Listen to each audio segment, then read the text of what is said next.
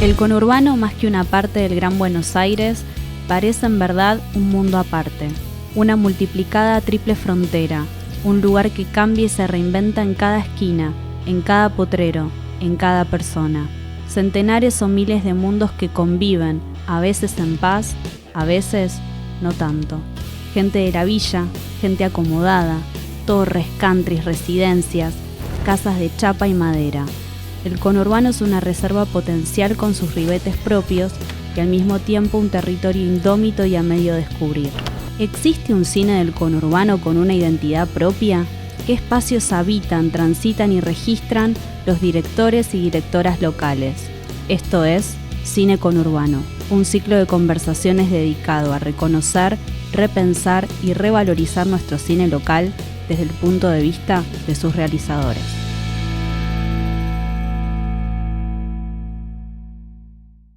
Hola César, ¿cómo estás?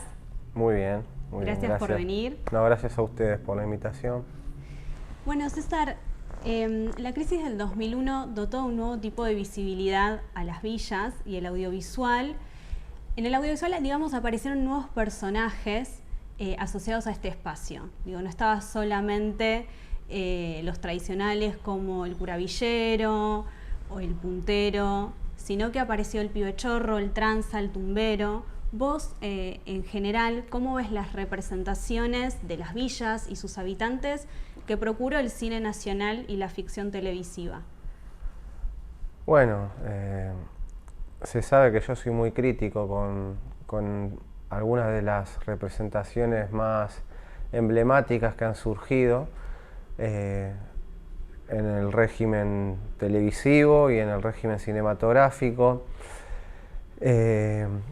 Creo que es una retroalimentación que hacen esas imágenes con los discursos presentes en la sociedad, con los discursos más reaccionarios del sentido común, y creo que justamente hay un sentido común en el cine y en la ficción televisiva que no se reconoce como tal, ¿no? Porque el cine o una serie de ficción se cree que simplemente justamente es una ficción, ¿no? Algo que no tiene que ver con lo real, algo que está separado.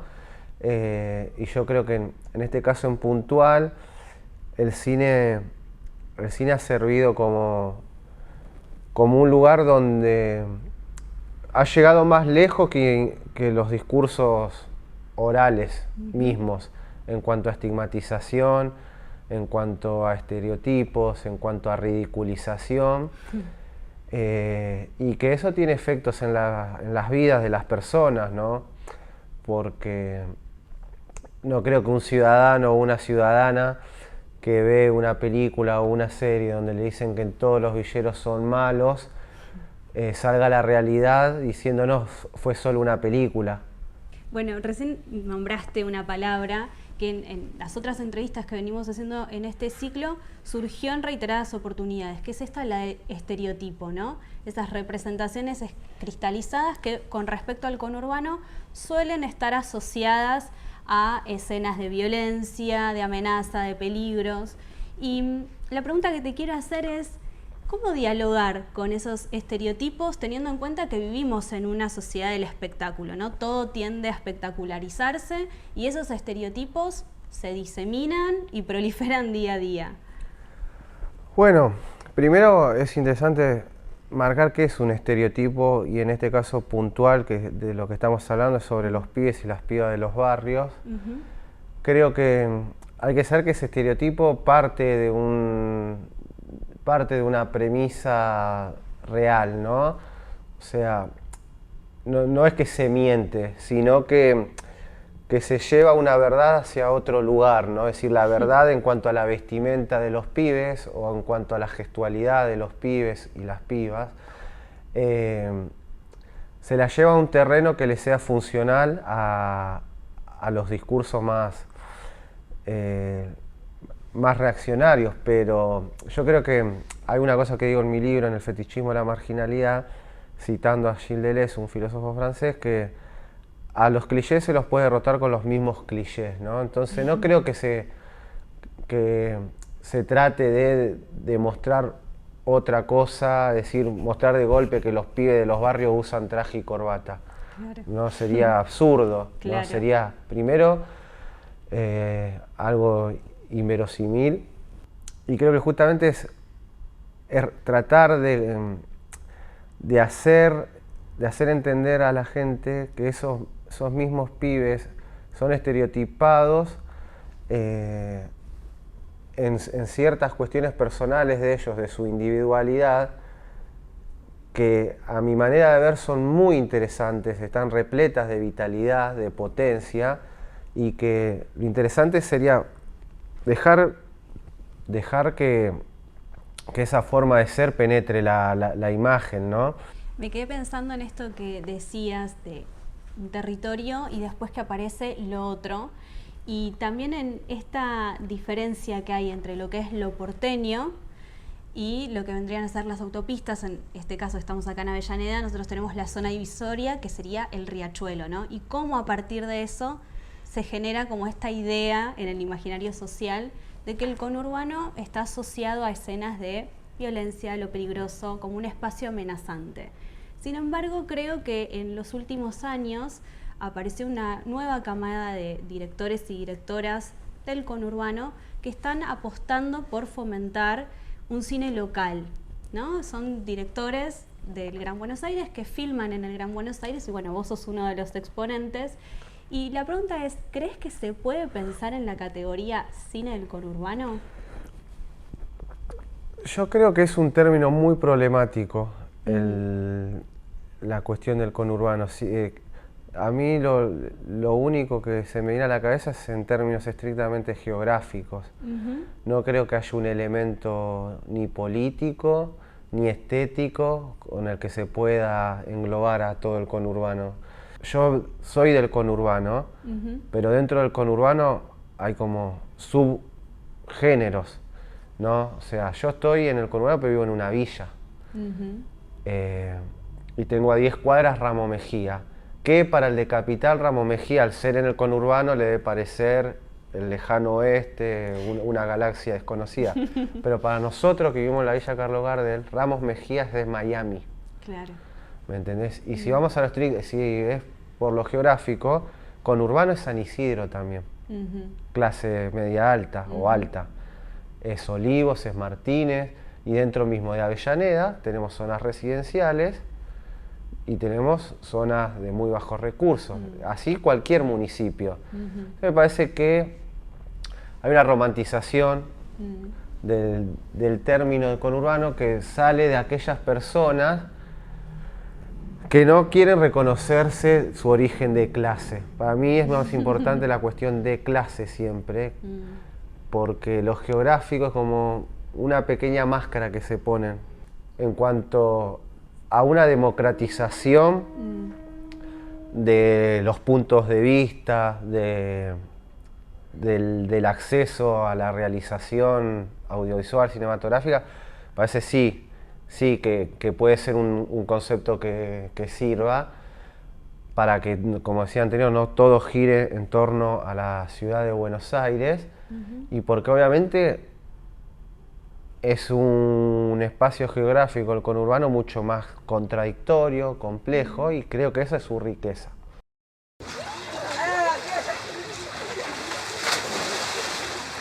¡Lucha, lucha, libre! ¡Tíralo! ¡Ya, guacho, dejalo!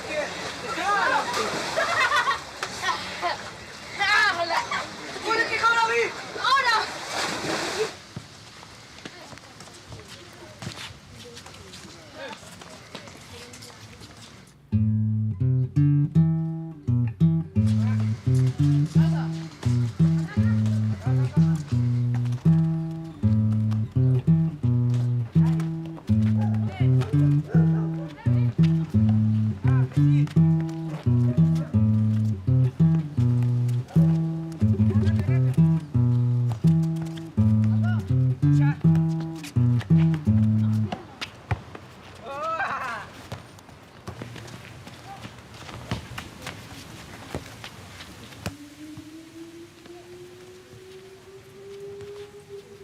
Ahora me gustaría que hablemos de Atenas. ¿Cómo surgió? La presenté acá en Avellaneda, Atenas, cuando hicimos un festival de cine acá. ¿Y cómo fue el surgimiento del proyecto? ¿Cómo surgió la idea?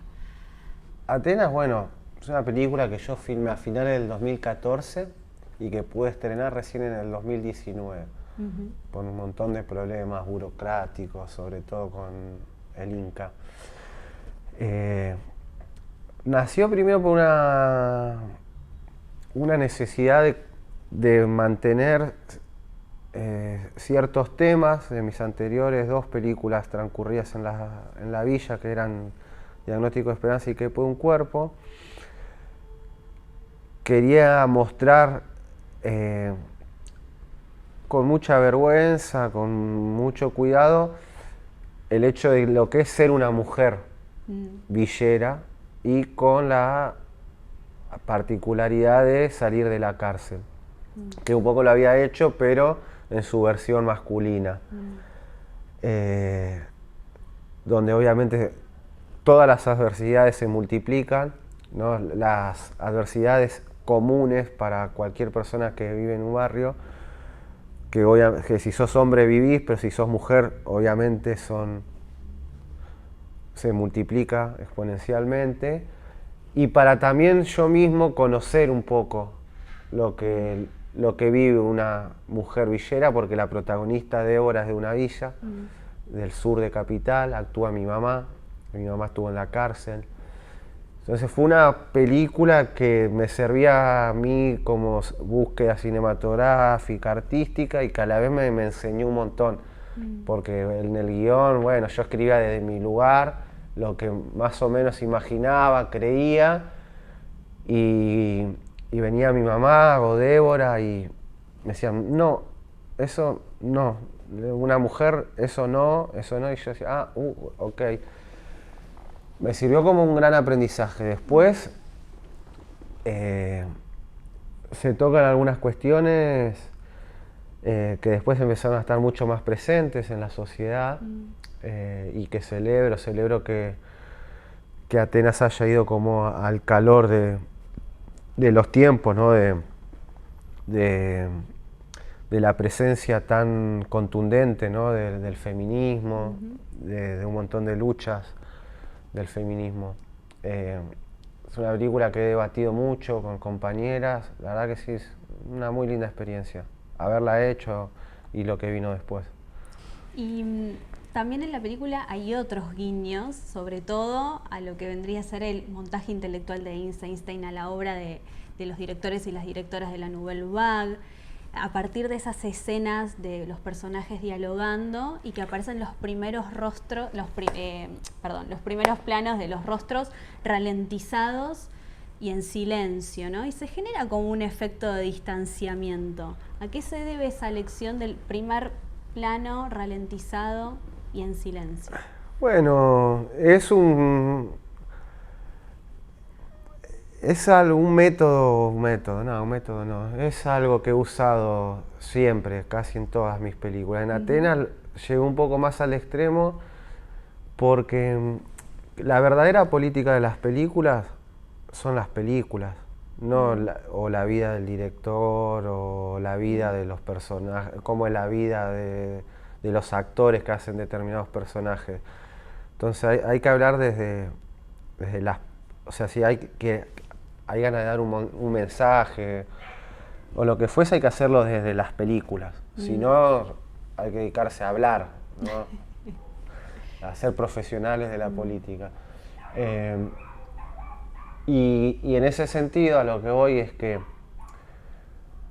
justamente es una forma de hacer política, buscar cuestiones formales, ¿no? Desde el montaje, desde la puesta en escena todo lo que caracteriza una puesta en escena, desde cómo actúan, cómo se filma, cuánto dura un plano. Entonces, hay muchas respuestas, o sea, yo respondo a esas críticas que tengo a las representaciones de las que hablábamos al comienzo, pero para no quedarme en la queja, en la indignación, es bueno, si vos lo haces, ¿cómo lo haces? A ver, ¿cómo mostrás vos a la gente de los barrios? ¿Cómo mostrás la vida ahí? Y en ese cómo es donde hay que trabajar. ¿Por qué? Porque también estos sectores y estos ámbitos siempre se han mostrado del lugar más estrictamente narrativo, y una narrativa previsible y una narrativa con mucho ritmo. Entonces creo que eso es intencional porque ¿cómo vamos a encontrar experimentación formal en la villa si es todo muy escaso y esta gente tiene 2 o 3 sentimientos y ya está? Entonces, experimentar desde lo formal en esos lugares para mí ya es muy importante y es un hecho político en sí mismo. O sea, no se suele asociar experimentación y barrio popular.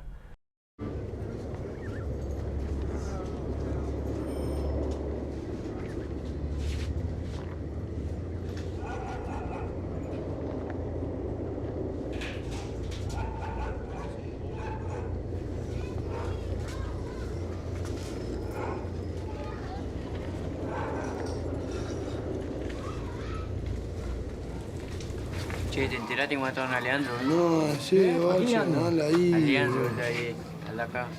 ¿Posta? Sí. ¿A dónde? Ahí en Casero. ¿Cómo fue? ¿Qué pasó? Le dieron 2 tiros, un justiciero. Mal ahí, compa, mal ahí. Sí.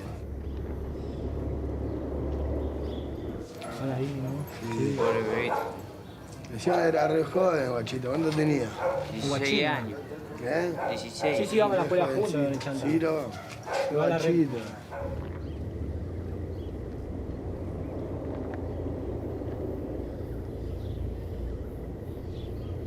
Igual hay un par de laburo para hacer, loco. Ya lo tenés ahí. Y ahí, loco, hay una distribuidora, loco, de gaseosa. Hay que revisar adentro. Hay un pibe que lo pasa toda la ropa, labura ahí adentro. Hay que ir, pum, entrar y salir. Entran en los camioncitos, te llevan la bolsa, loco.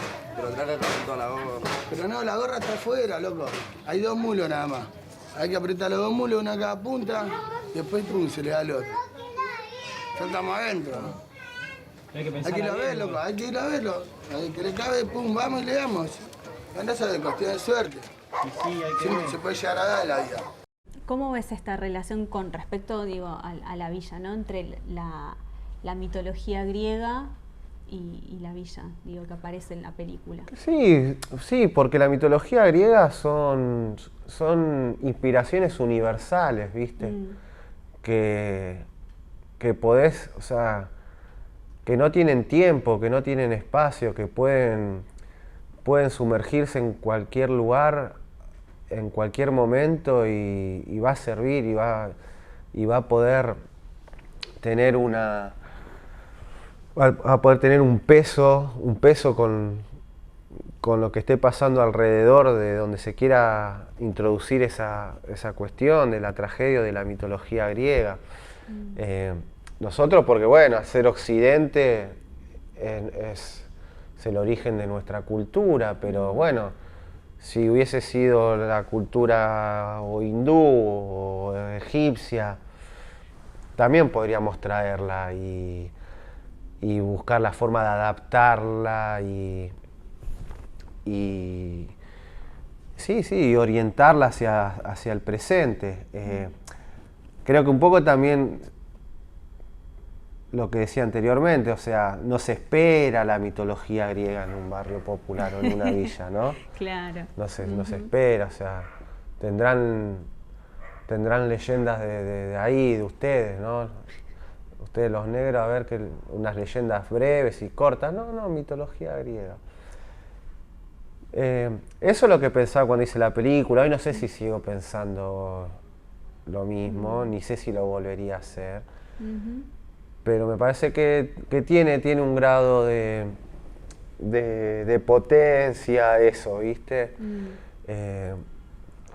Vuelvo a insistir, donde no se espera, ¿no? Esa gente que ya se la cree desposeída de todo, no solo de lo material, sino también de lo inmaterial. Sí, lo material, las necesidades básicas, y lo inmaterial, es decir, el arte, todo lo que tenga un sentido estético, no, ustedes no. Esa era la intención en ese momento.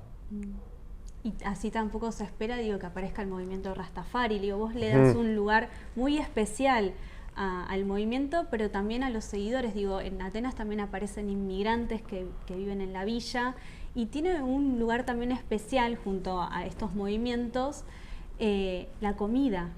Que me parece, vos le das con los planos, le das un lugar muy, muy especial y se genera también ahí como si fuera un momento de reflexión en la película, un momento de pausa. No sé si coincidís. No, sí, bueno, te agradezco que hayas visto Atenas con esa atención muy importante para mí. Bueno, sí, lo primero del rastafarismo creo que debe ser, pocas veces me han preguntado y está siempre en mis películas.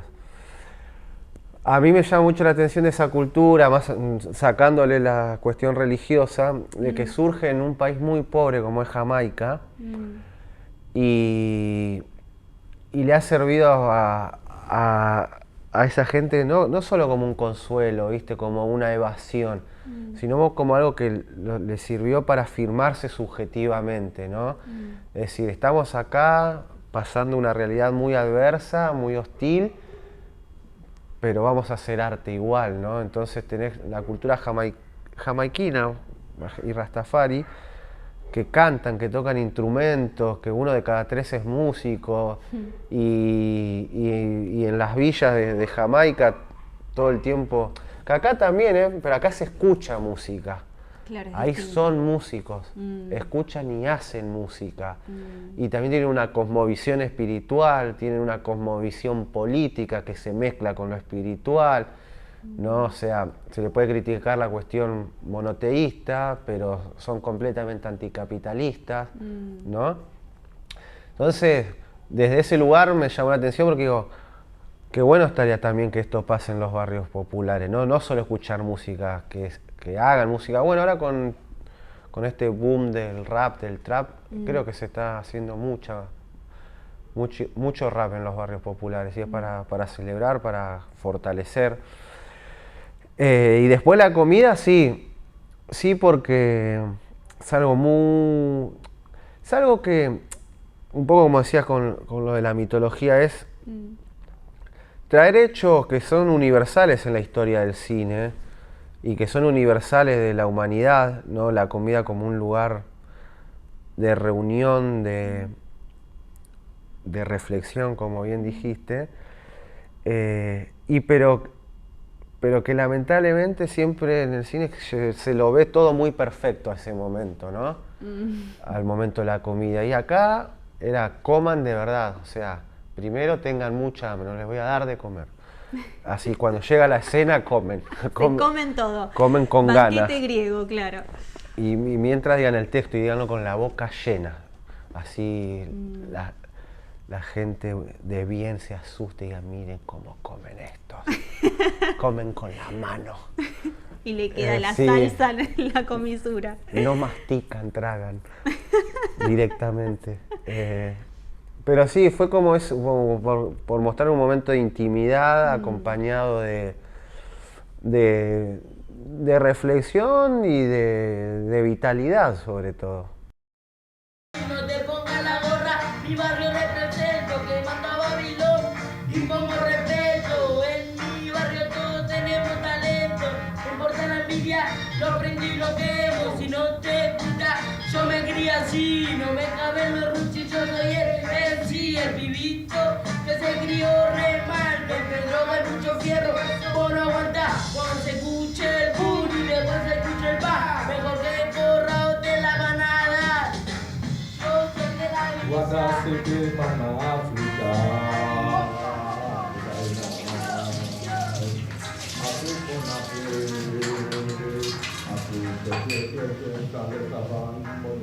Guañera, al problema Rodrigo, ¿cuál? No me digas. Sí, hermano, te digo, la verdad que sí. ¿Pero qué pasó? Sí. ¿Qué fue lo que bueno, pasó? me debe la plata hace como 3 meses y nunca me la quiso pagar, loco.